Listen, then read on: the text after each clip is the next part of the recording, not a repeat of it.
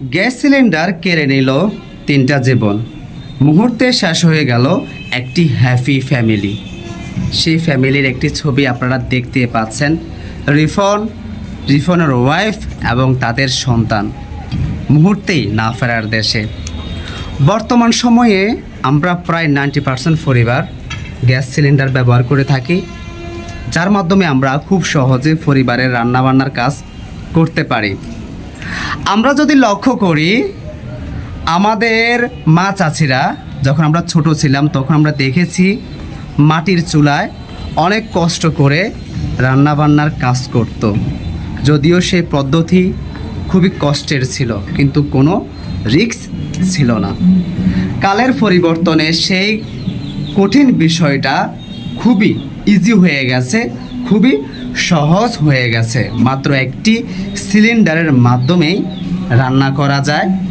কোনো লাকড়ির ব্যবস্থা করতে হচ্ছে না, কোনো কষ্ট করতে হচ্ছে না, খুব সহজেই রান্নাবান্নার কাজ সেরে ফেলা যায়।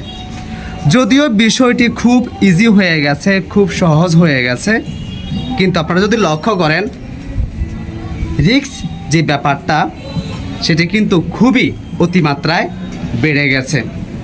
অনেক সময় সিলিন্ডারের মেয়াদ শেষ হয়ে যাওয়ার কারণে ঘটনা ঘটে যায়, আবার অনেক সময় লক্ষ্য করলে দেখা যায় নিজেদের ভুলের কারণে বড় ধরনের ঘটনার শিকার হতে হয়। এই যে রিফনের পরিবারটা কেন আজ না ফেরার দেশে? সিলিন্ডার ব্লাস্ট হয়ে মুহূর্তে শেষ হয়ে গেল এই ছোট্ট হ্যাপি ফ্যামিলিটা। তাদের কোল জুড়ে যে ছোট্ট ফুটফুটে কোমলবতী শিশুটাকে দেখতে পাচ্ছেন, সে ওইখানে মানে কি বলবো, বলার ভাষা নেই ভাই। রাত 11টায় তার স্ত্রী না ফেরার দেশে, প্রায় রাত যখন ভোর 4টা তখন রিপনও না ফেরার দেশে।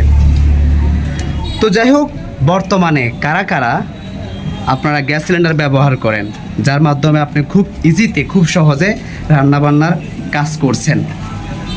যদি গ্যাস সিলিন্ডার ব্যবহার করে থাকেন অবশ্যই কমেন্টে লিখে জানাবেন, ঠিক আছে? যেহেতু কালের পরিবর্তনে কঠিন বিষয়টি সহজ হয়ে গেছে, এটিতে মানে দুর্ঘটনা ঘটার সম্ভাবনাও বেশি রয়েছে। কারণ একটা লোহার বোতলে অনেকগুলো ক্ষতিকর মানে ক্ষমতাশীল গ্যাস রয়েছে। তো ব্যবহার করতেও আমাদেরকে সাবধান থাকতে হবে।